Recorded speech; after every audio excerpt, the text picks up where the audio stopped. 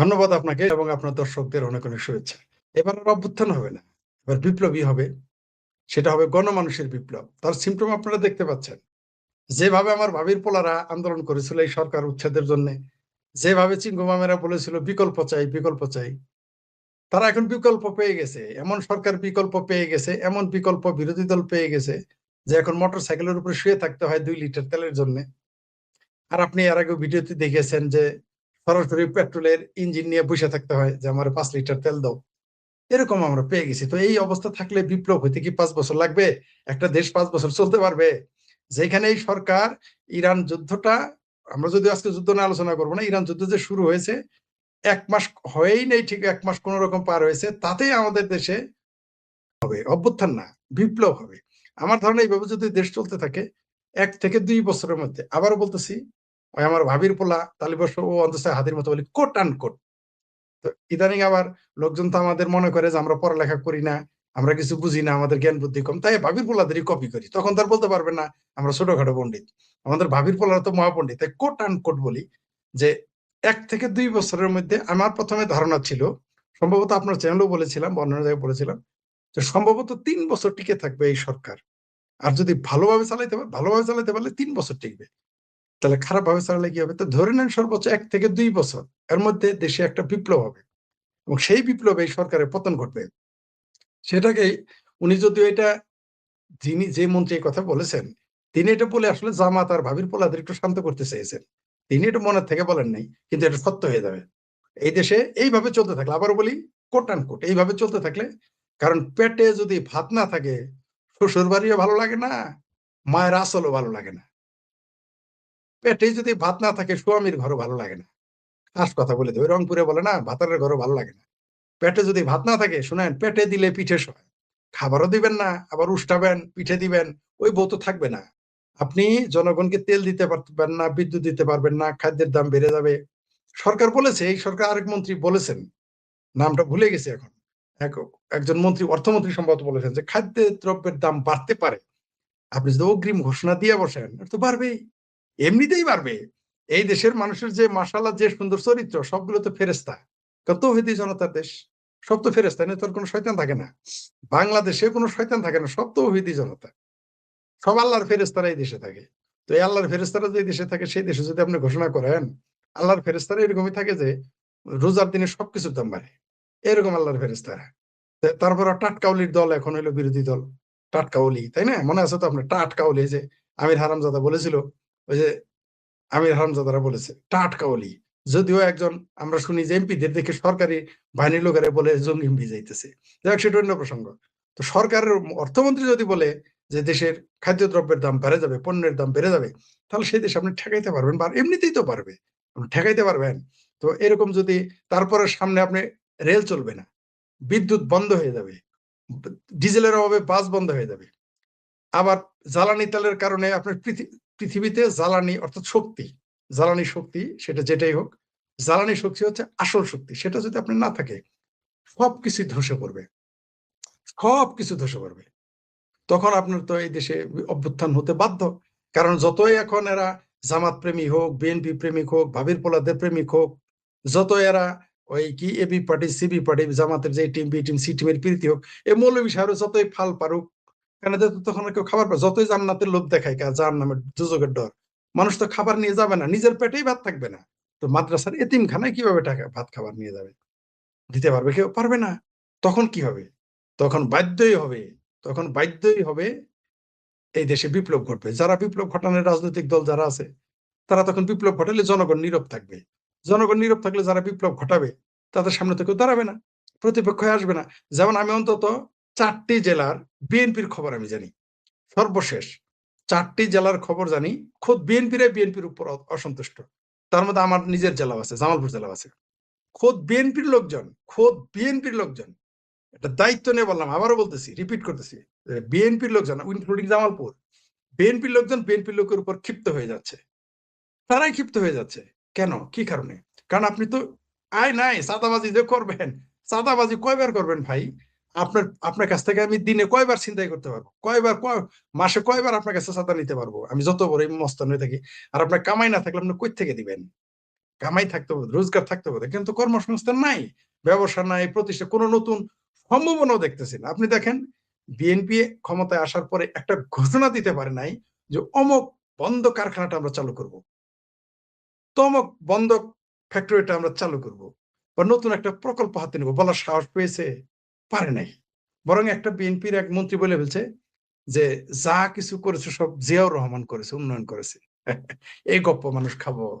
জানবরে বাসে এই গপ্প খাবে? এই সমস্ত গল্প খাবে? তারা কি বয়ান দিতেছে? খালেদা জিয়া ১ম মুক্তিযোদ্ধা। এরা এরা এক মন্ত্রী তো বলেই ফেলছে যে বাংলাদেশকে জন্ম দিয়েছে নাকি, বাংলাদেশকে জন্ম দিয়েছে এই বিএনপি। ভাগ্যিস বলে নাই পাকিস্তানকে জন্ম দিয়েছে বিএনপি। ভাগ্যিস এইটা বলে নাই। এইজন্য আলহামদুলিল্লাহ বলেন। তো এই যে আপনি যেটা যে মন্ত্রী বলেছে অভ্যুত্থান, এটা তো ঘটবে, অভ্যুত্থান না বিপ্লব। অভ্যুত্থান তো অভ্যুত্থান হলে আবার নির্বাচন হবে। হবে না? আমি জানি আপনি কি প্রশ্ন করবেন, উত্তরটা এখানে দিয়ে শেষ করে দেই। সেটা হলো ওই যে তারা বলেছে আওয়ামী লীগ নিষিদ্ধ করে। অভ্যুত্থান কেন হবে না? কারণ অভ্যুত্থান করলে আবার নির্বাচন দিতে হবে। আওয়ামী লীগ ওই ব্যবসায় আর যাবে না। আওয়ামী লীগ আর পুরনো ব্যবসায় যাবে না। আপনি লিখে রাখেন, আপনার চ্যানেলের মাধ্যমে ১ম আমি বললাম এটা। আওয়ামী লীগ আর পুরনো ব্যবসায় আর যাবে না।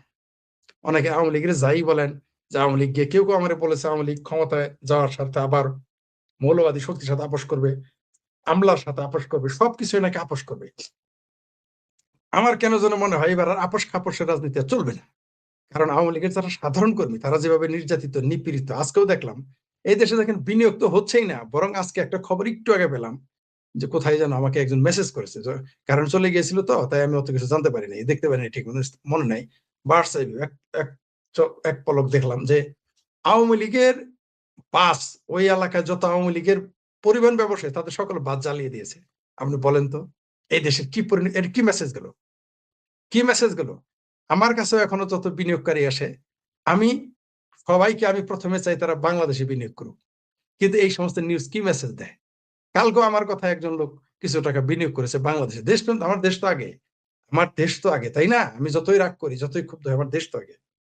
এই বিনিয়োগটা অন্য জায়গায় হওয়ার কথা ছিল। আমি কালকে থেকে সেখানে শুরু করে দিয়েছি, তাকে পাঠিয়ে দিয়েছি। যে আপনি যান বাংলাদেশে বিনিয়োগ করেন। কারণ দেশ তো আমার। আমার দেশের মানুষ কষ্ট করবে। আমাদের দেশের মানুষ, আমার আত্মীয়স্বজন, আমার বন্ধু-বান্ধব, আমাদের দেশের নাগরিক, আমার ভাষার কথায় বলে, আমাদের সংস্কৃতির মানুষগুলি কষ্টে থাকবে। বলেছি। এই দেখেন আজকেই শুনলাম যে আওয়ামী লীগের যত পরিবহন আছিল একটি জেলার কোন বাস স্ট্যান্ডের নাম মনে নাই। সেইখানে তারা পুড়ে দিয়েছে। এটা কোন বুদ্ধিমানের কাজ? মানুষ সারা পৃথিবীতে বিনিয়োগকে ওয়েলকাম জানায়। বাংলাদেশ একমাত্র দেশ যেখানে বিনিয়োগ করলে আরো ধ্বংস করে দেয়। এই সিম্পটম কি? তো অভ্যুত্থান হবে না। অভ্যুত্থান তো হবেই না, বিপ্লব হবে। কারণ আওয়ামী লীগ এবার কোন আপোস করবে না। সরাসরি বিপ্লবী সরকার গঠন করে তারা ক্ষমতা নিবে। আপনি দেখেন আমার এই কথাটা সত্য হবে। আর যদি আওয়ামী লীগ বিপ্লব করে ক্ষমতায় না আসে তাহলে আওয়ামী লীগেরও পতন ঘটবে। কারণ বিপ্লবী সরকার ছাড়া আপনি বিপ্লবী বড়, বড় পরিবর্তন আনতে পারবেন না। পারবেন না। এই জুলাই সন্ত্রাসীদের সেই সুযোগ ছিল, তারা করে নাই। কারণ জুলাই সন্ত্রাসীদের উদ্দেশ্য তো দেশে বিপ্লব করা ছিল না। তারা অন্য দেশের কামলা দিছে। কামলা দেওয়া বোঝেন তো? কামলা মানে যারা দিনমজুরি খাটে। তারা অন্য দেশের হয়ে কামলা দিছে। তারা তো আসলে বিপ্লবী নেতা না। তারা বিপ্লবীও না, বিপ্লবী নেতা না, প্রশ্নই আসে না। একেবারে ঝড়ে বোক মেরে আমার ভাবির পোলারা যারা মেম্বার হইতে পারবে না তারা আজ এমপি। তো আওয়ামী লীগ তো এই ভুল করবে না। আওয়ামী লীগ ওই ভুল করবে? নির্বাচনের নামের বিটলেমিতে আর যাবে না। আর আগামীতে যদি আওয়ামী লীগ নির্বাচন ছাড়া ক্ষমতায় যায়, এরা কোন মুখে বিরোধিতা করবে? এই যে আওয়ামী লীগকে নিষিদ্ধ করে দিয়েছে, বিএনপিকে নিষিদ্ধ করে দিবে, এরা কোন মুখে কথা বলবে? আপনি পারবেন তখন বিএনপির পক্ষে কথা বলতে? ভূঁইয়া সাহেব পারবে? আমি পারবো? আমরা চাইলেও তো পারবো না। কারণ তখন তারা দলিল দেখাবে, এই যে বিএনপি তো আমাদের নিষিদ্ধ করে দিয়েছিল। আমরা নিষিদ্ধ করে দিয়েছি। কারণ আমাদের খাঁটি বাংলায় একটা প্রবাদ আছে, গ্রামের মানুষ বলে থাকে। জামালপুরে এটা বেশি চলে এই কথাটা। সারা বাংলাদেশেই চলে যেহেতু কৃষি প্রধান দেশ, বক্তব্যটাও কৃষি। সেটা হচ্ছে যে আগের হাল যেদিকে যায়, পিছের হাল সেদিক দিয়েই যাবে। তো এরা শিখিয়ে দিল। বিএনপির মতো, আওয়ামী লীগের মতো বড় দল নিষিদ্ধ করা যায়, যারা বাংলাদেশকে জন্ম দিয়েছে। যে দলটা বাংলাদেশকে পয়দা করেছে সেই দল যদি আপনি নিষিদ্ধ করতে পারেন, ওই কোথাকার কোন জামাত, কোথাকার কোন ভাবির পোলাদের দল, কোথাকার কোন বিএনপি, সেগুলো নিষিদ্ধ করতে আপনার সমস্যাটা কি? তখন অবশ্যই বাংলাদেশের চিঙ্কুব বাম, মিঙ্কুব বাম, সিংকুব বাম, জালিয়াত বাম, এরা দেখবেন গলা ভারবে। এখন কিন্তু আওয়ামী লীগ নিষিদ্ধতার ব্যাপারে তাদের গলা আওয়াজ কম দেখতেছেন। মিনমিন মিনমিন করে ওই কমিউনিস্ট পার্টির সেক্রেটারি সাহেব নাকি, না কমিউনিস্ট পার্টির এক নেতা বলেছে আমরা আওয়ামী লীগ নিষিদ্ধ চাই না। এইভাবে আস্তে, আস্তে বলে যাতে কেউ না শুনে আরকি। ভুলে যেন জোরে বললে আবার শুনে ফেলবে তো। আস্তে আমরা সব বক্তব্য জোরে, জোরে দেয়। আওয়ামী লীগ নিষিদ্ধ আমরা চাই না, আস্তে করে বলে। যাতে এটা না শুনে আরকি। ঠিক আছে? এইভাবে। তো তখন তারা কি বলবে? তখন দেখবেন গলা ভারবে। এই বাংলাদেশের বুদ্ধিজীবী, এই ফ্রড মাজাহার আনু মোহাম্মদেরা, এই চিঙ্কুবাম শহীদুলেরা, আরো যত বাংলাদেশের চিঙ্কুবাম চক্করবর্তী বক্করবর্তী এরা আছে, এরা দেখবেন যেদিন আওয়ামী লীগ নিষিদ্ধ হবে, জামাত নিষিদ্ধ, কি চিৎকার চেঁচামেচি করবে, গণতন্ত্র গেল, গণতন্ত্র খতরেমে, গণতন্ত্র খতরেমে, আর জামাত তো বলবো ইসলাম খতরেমে। এই দুটো বয়ান নিয়ে তারা আসবে। এই বামপন্থী সিঙ্কু মিঙ্কু সিঙ্কু পিঙ্কু যারা আছে, এই বামপন্থীরা এবং ডানপন্থীরা, এরা তখন বলবে আওয়ামী লীগ এই দেখো বাকশাল কায়েম করে ফেলেছে। এখন কিন্তু বাকশালের আব্বা কায়েম হয়ে আছে বাংলাদেশে। তো আওয়ামী লীগকে বিপ্লবী দল ছাড়া ফিরে আসার কোনো সুযোগই নাই। মানে এই বিএনপি ধাক্কাইতে ধাক্কাইতে ধাক্কাইতে ধাক্কাইতে নিয়ে যাচ্ছে। আমি একটা উদাহরণ দিয়ে শেষ করে দিচ্ছি, আর 1 মিনিট। আমি তখন ছাত্র ইউনিয়ন করি, আর স্পষ্ট মনে আছে। ঠিক আছে, এই ঘটনাটা আমাকে বলেছিলেন, আমাকে না, বেশ কমপক্ষে 20-30 জন সেখানে ছিলাম, আমাদের সামনে কথা বলেছেন।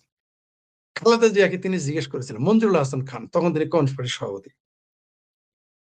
তিনি খালেদা জিয়াকে বলেছিলেন যে, "ভাবি", এটা আমি কয়েক জায়গায় বলেছি এবং লিখেছি, এমন না যে এখন বলতেছি তা না। বলেছে, "ভাবি, আপনি কেন স্বাধীনতা বিরোধী জামাতকে নিয়ে আসলেন? কেন এদের সাথে আপনি ঐক্য করলেন? কেন এদের সাথে আপনি নিয়ে জোট করলেন? এটা তো ঠিক হয় নাই।" কি জবাব দিয়েছিল খালেদা জিয়া জানেন? এটা মঞ্জুরুল হাসান খানের কথা। খালেদা জিয়া তো মারা গেছে, মঞ্জুরুল হাসান খান এখনো মারা যায় নাই। এটা এমন না যে এখন বলতেছি, বারবার বলছি। এটা ভুল হইলে তিনি প্রতিবাদ করতেন। কারণ যারা বামপন্থী রাজনীতি করে মঞ্জুরুল হাসান খানের সাথে সম্পর্ক ভালো, তারা অনেকে আমার সেই পোস্ট দেখেছে, আমার এই কথাগুলো শুনেছে। মনে করেন যে বলছে, যখন বলছে যে কমরেড, আমার কোনো উপায় ছিল না। শেখ হাসিনা আমারে ধাক্কাইতে, ধাক্কাইতে, ধাক্কাইতে, ধাক্কাইতে জামাতের মধ্যে আমারে ফেলে দিছে। এটা খোদ খালেদা জিয়ার বয়ান। কে বলেছেন? কমিউনিস্ট পার্টির সভাপতি মঞ্জুর হাসান খান। কার সামনে বলেছেন? আমি সহ 20-25 জন বা 30 জন লোক সেদিন আমরা কমিউনিস্ট পার্টির সেই অফিসে ছিলাম। তিনি সেদিন এই কথাটা বলেছেন। তাহলে সেই ভাষাকে আমি কপি করে বলতে চাই। আমাদের তো আবার জ্ঞান কম। আমাদের নিজস্ব বয়ান দিলে মানুষজন বলে আমাদের কি জ্ঞান আছে? আমাদের জ্ঞান নাই, ভাবনা নাই। তাই কপি করতেছি আবার। একটু আগে তো আমার ভাবির পোলার বয়ান কপি করলাম। এবার একটু মুরুব্বিদের বয়ান কপি করি, তাও আবার বাম। এই উদাহরণ দিলে তো আমারে গালি দিতে পারব না। তো তার ভাষায় যদি আমি বলি যে, আওয়ামী লীগকে আপনারা ধাক্কাইতে, ধাক্কাইতে, ধাক্কাইতে, ধাক্কাইতে আমার ভাবির পোলারা ধাক্কা দেয়। তা আমার ভাবির পোলারা তো ধাক্কা দিয়ে তো বিএনপির কোমাতে ফেলায় দেয়। তো আমার ভাবির পোলারা আওয়ামী লীগকে ধাক্কাইতেছে, বিএনপি ধাক্কাইতেছে, জামাত ধাক্কাইতেছে, আরো কত নাম না জানা ভাবির পোলারা ধাক্কাইতেছে। আওয়ামী লীগের ধাক্কাইতে সেনাবাহিনী ধাক্কাইতেছে, আমলারা ধাক্কাইতেছে, সাংবাদিকেরা ধাক্কাইতেছে, চিঙ্কুবামেরা ধাক্কাইতেছে, বিদেশিরা ধাক্কাইতেছে, পাকিস্তান ধাক্কাইতেছে, আইএসআই ধাক্কাইতেছে, তুরস্ক ধাক্কাইতেছে। ধাক্কাইতে, ধাক্কাইতে, ধাক্কাইতে আওয়ামী লীগকে এমন জায়গায় নিয়ে গেছে, আওয়ামী লীগকে এমন জায়গায় নিয়ে যাইতেছে এরা, সর্বশেষ তারা বলেছে আওয়ামী লীগকে নিষিদ্ধ করেছে, করবে কার্যক্রম। এর মাধ্যমে তারা আওয়ামী লীগকে বিপ্লবী দল হতে বাধ্য করবে। আওয়ামী লীগ কিন্তু বিপ্লবী দল না, আবারও আপনাকে বলি। কারণ আওয়ামী লীগের যে রাজনীতি, তার যে ম্যানিফেস্টো, তার যে গঠনতন্ত্র, বিএনপি বা আওয়ামী লীগ এই দলগুলো বিপ্লবী দল নয়। তাই না? অর্থনীতির ভাষায় এরা, সরি, রাজনীতির ভাষায়, রাষ্ট্রবিজ্ঞানের ভাষায় এরা বিপ্লবী দল নয়। কিন্তু আপনি যখন একটা মানুষকে বেশিক্ষণ ধাক্কাবেন, ধাক্কাবেন, তখন সে বিপ্লবী হয়ে যাবে। যেমন ধরেন বিড়ালকে যদি আপনি ঘর দরজা জানালা বন্ধ করে পেটান, যে উদাহরণটা দিয়ে থাকি, তখন বিড়াল কিন্তু বাঘ হয়ে যাবে। আপনি তখন তার সাথে সামনে পারবেন না, কোলাইতে পারবেন না। তো আওয়ামী লীগকে আপনি জোর করে, আওয়ামী মানে আমি বলতেছি এই বর্তমান সরকার ও বিরোধী দল, মুসলেগা সরকার ও বিরোধী দলের কথা বলতেছি। এরাই বাংলাদেশ হলো পৃথিবীর একমাত্র দেশ যেখানে কোনো বিরোধী দল নাই। একটা দল 2 ভাগে ভাগ হয়ে 2 টিমে বসে আছে। অর্থাৎ এরা প্রীতি ম্যাচ খেলতেছে। ঠিক আছে? এরা ফ্রেন্ডলি ম্যাচ খেলতেছে সংসদে বসে। এগুলো আমরা বুঝি। কারণ আমরা তো সুজি খাই না। আমার ভাবির পোলারাদের চাইতে তো বয়স আমার কম হয় নাই। তো এরা যেভাবে আওয়ামী লীগকে ধাক্কাচ্ছে, আওয়ামী লীগ বিপ্লবী দল হয়ে যাবে।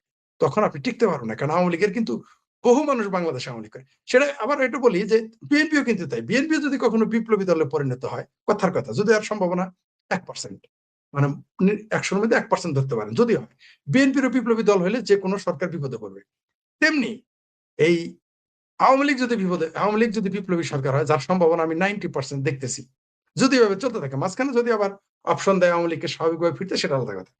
কিন্তু যদি অপশন না দেয়, এই যে তারা যেটা বলছে আওয়ামী লীগ নিষিদ্ধ করবে টোটালি, যদি সত্যিই তা করে, তাহলে আওয়ামী লীগের আর কোনো পথ থাকবে না বিপ্লবী ছাড়া। আর আওয়ামী লীগের যত মানুষ রয়েছে, যত কর্মী, যত সমর্থক, আওয়ামী লীগের জন্য বিপ্লবী দল গঠন করা কোনো বিষয়ই না।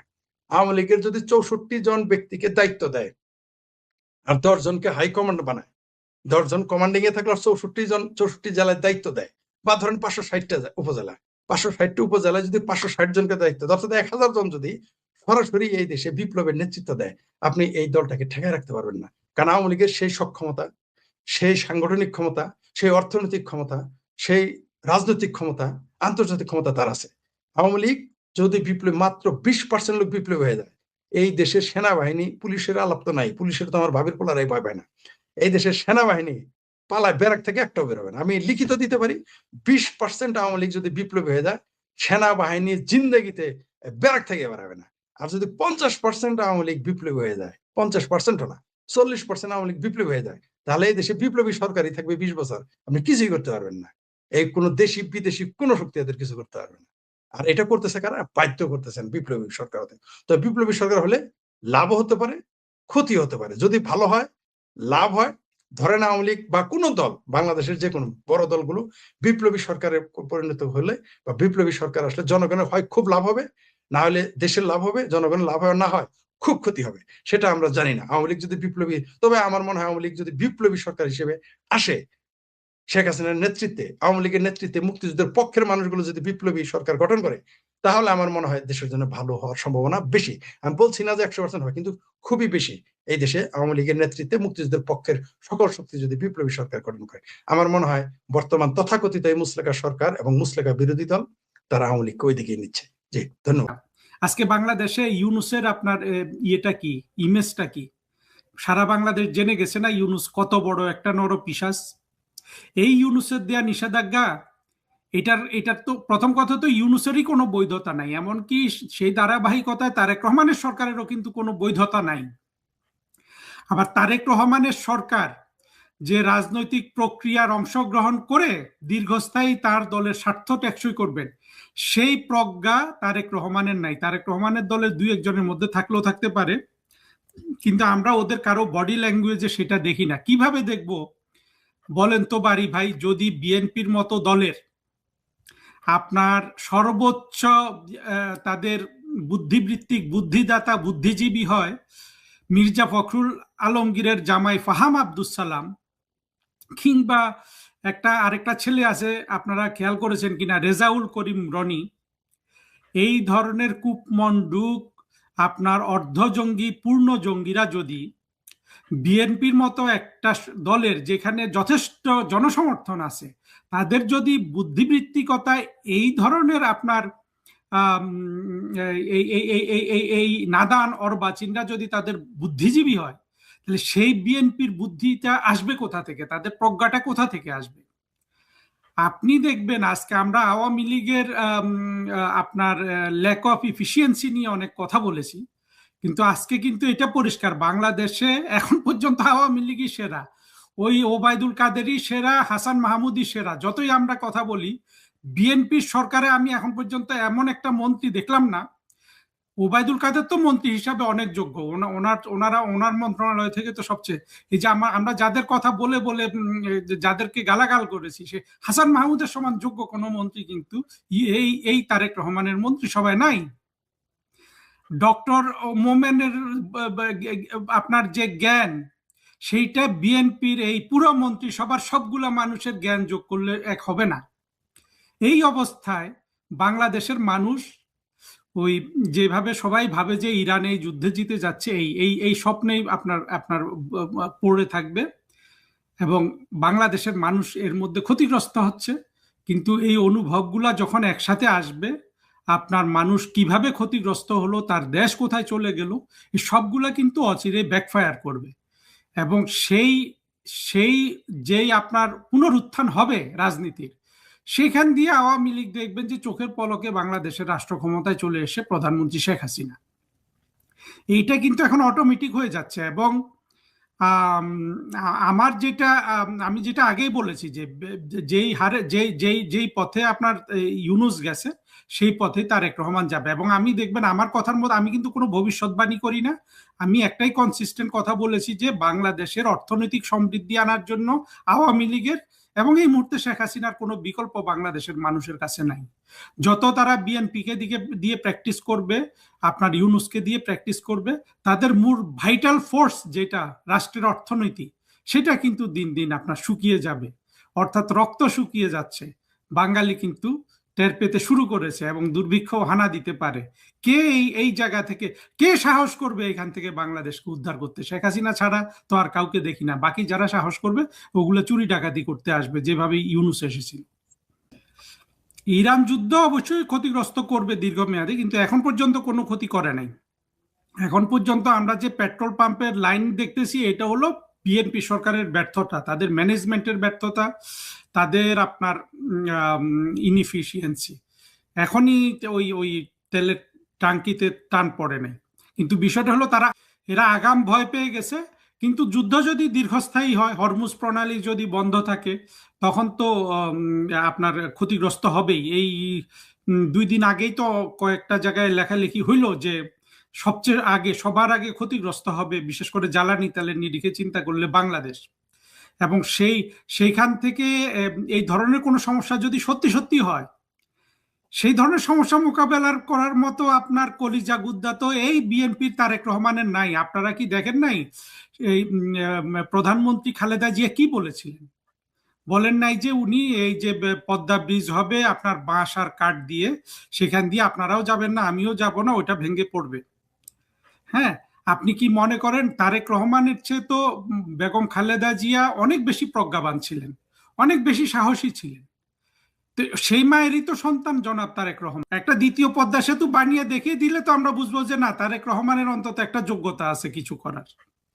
দেখিয়ে দিক, কাজ শুরু করুক। এইগুলা তারা শুধু বলেই যাবে। বেগম খালেদা জিয়াও বলছিল 2টা পদ্মা সেতু বানাবে, কিচ্ছু করতে পারে নাই। প্রথম কথা হলো যে আসলে আমাদের রাষ্ট্রের অতি সৌভাগ্য হলো যে শেখ হাসিনা ছিল, আর অতি দুর্ভাগ্য হলো যে শেখ হাসিনাকে রাষ্ট্রটা ঠিক মতো সম্মান করতে পারলো না। আইনমন্ত্রী যে ছেলেটা, ও তো আপনার মনে করেন যে সে হাইকোর্ট সুপ্রিম কোর্টের একটা উকিল ছিল, মেধাবী হতে পারে। বিএনপি দেখেন, বাংলাদেশের রাজনৈতিক দলগুলো, বিএনপিতে আমরা দেখেছি এই বেগম খালেদা জিয়ার জন্য কোর্টে কত বড় বড় আইনজীবীরা গেছে না? আপনার কত কত বড় বড় আইনজীবী ওইখানে আছে না? তারা তো অনেক কষ্ট করেছে এই পার্টিটার জন্য। মাঝখানে আপনার এই আইনমন্ত্রী হয়ে গেল এই ছেলেটা। তা আপনার একটা দল যদি তার দীর্ঘমেয়াদের আপনার কি বলবো স্টলওয়ার্ডদের যদি এইভাবে অপমান করে, তারেক রহমান তো যতই দিন যাচ্ছে বোঝাই যাচ্ছে যে উনি ওনার মনের মতো মন্ত্রিসভা করতে গিয়ে উনি পুরা ওনার সরকারটাকে আগাম ফেল করে দিলেন আর কি। এখন সালাউদ্দিন ডমিনেটেড হয়ে গেছে, কারণ সালাউদ্দিন সাহেব ছাড়া কেউ কথা বলতে জানে না আসলে বিএনপির যারা আছে সেখানে। হয়তো ফখরুল আলমগীর সাহেব বলতে পারবেন, কিন্তু এরা তো বয়স হয়ে গেছে, শক্তি, সাহস, দেহের সৌন্দর্য সবকিছু সালাউদ্দিন সাহেবের আছে, আর উনি এটা ক্যাপিটালাইজ করছেন। এখন ওনাকে প্রধানমন্ত্রী মনে হয়, ওই তারেক রহমানকে আর প্রধানমন্ত্রী মনে হচ্ছে না। দেখুন বারি ভাই, এটা হলো পিওর চাটুকারিতা। প্রথম কথা হলো যারাই জাসদ করেছে তাদের মধ্যে 2-1টা মানুষ ছাড়া যারা সত্যিকার অর্থে সংশোধিত হয়ে গেছেন, সেই হাসানুল হক ইনু বা প্রফেসর আনোয়ার হোসেন, যেটা আমাদের শায়লা আহমেদ লোপার চাচা, এই রকম কিছু মানুষ ছাড়া যারা জাসদ করেছে এদেরকে আমি অত্যন্ত আপনার বলবো যে বিপদগামী লোক ছিল, এবং এই লোকটাও একইভাবে বিপদগামী।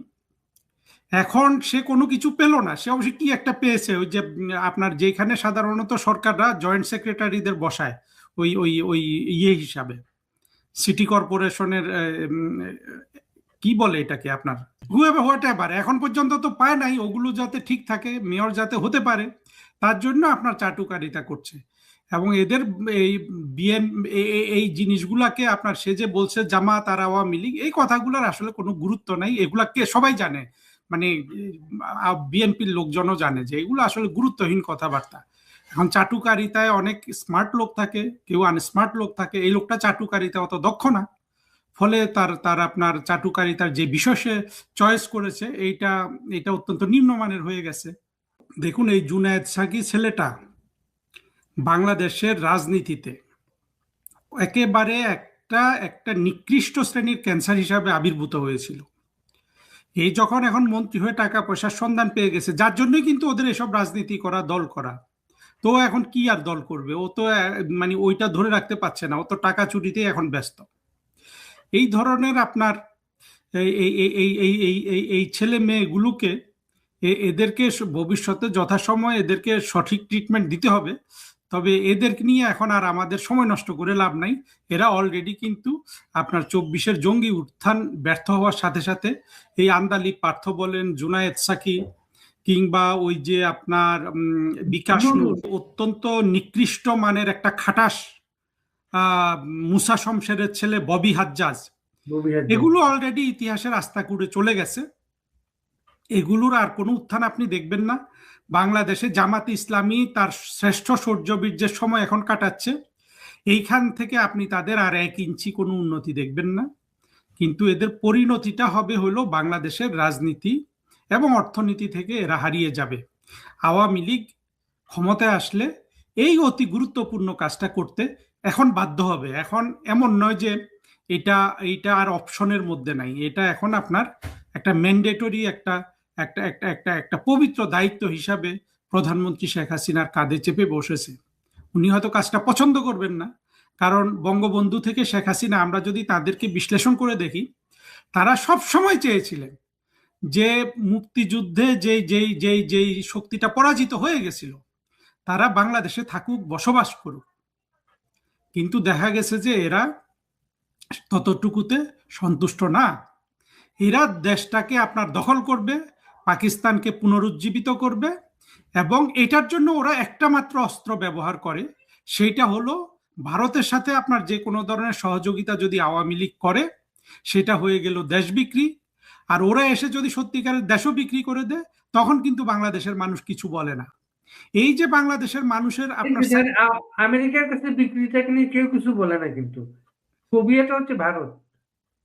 প্রতিটা জিনিসই কিন্তু আমাদের মুক্তিযুদ্ধের চেতনার সাথে সম্পৃক্ত। অর্থাৎ জঙ্গিরা যে একটা ইসলাম ধর্মকে ব্যবহার করে আপনার ভারতের বিরুদ্ধে এবং বাংলাদেশে বসবাসরত হিন্দুদের মধ্যে বিরুদ্ধে যে সাম্প্রদায়িক ঘৃণাটা ছড়িয়ে দিয়েছে, সেই ঘৃণায় কিন্তু আবার আওয়ামী লীগেরও একটা বড় অংশ আক্রান্ত।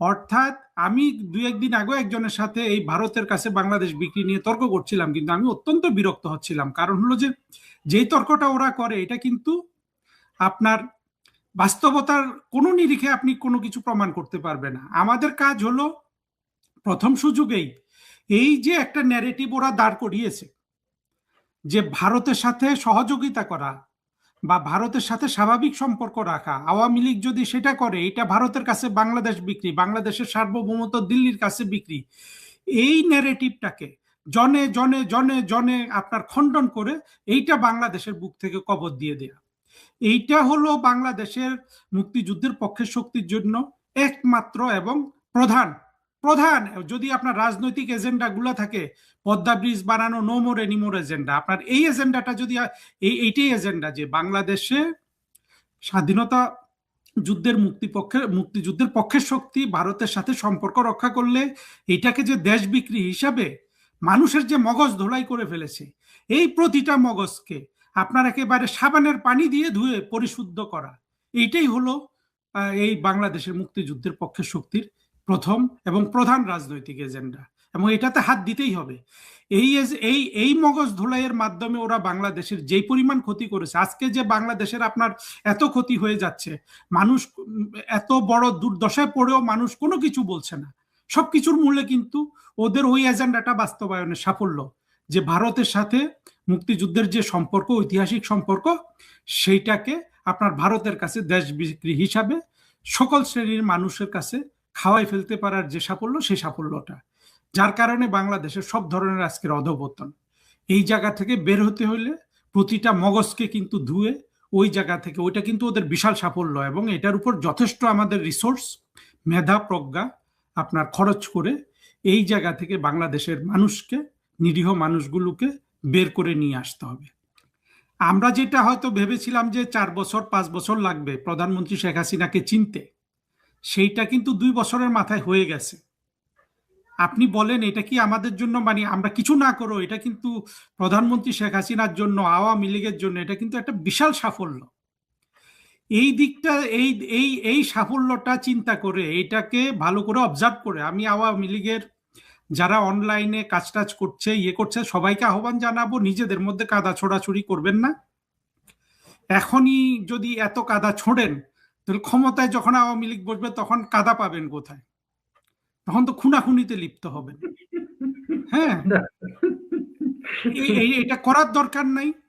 যে যা করছে সেটাকে উৎসাহ দেন, আর পছন্দ না হলে নীরব থাকুন, নিজের কাজটা করুন। সবাই মিলে শেখ হাসিনার হাতকে আমরা শক্তিশালী করি, নিজেদের মধ্যে আর কাদা ছোড়াছুড়ি করার দরকার নেই। এমনকি আমরা যে আওয়ামী লীগের যেসব নেতাদের ব্যর্থতা ছিল তাদেরকে অনেক গালিগালাজ করেছি, সেটারও আর দরকার নেই, কারণ সবকিছু তো রেজিস্টার্ড হয়ে গেছে। এমন নয় যে কোনো কথা বলা হয় নাই। এখন কাজ হলো সবাই ঐক্যবদ্ধ হয়ে শেখ হাসিনার পেছনে দাঁড়িয়ে যেই দুর্ভাগ্য, যেই ধ্বংস, যেই আপনার অপশক্তি বাংলাদেশটাকে দখল করে ফেলেছে, বাংলাদেশটাকে প্রতিনিয়ত আপনার ধর্ষণ করে চলেছে, সেই অপশক্তির বিরুদ্ধে আমরা প্রধানমন্ত্রী শেখ হাসিনার হাতকে শক্তিশালী করি।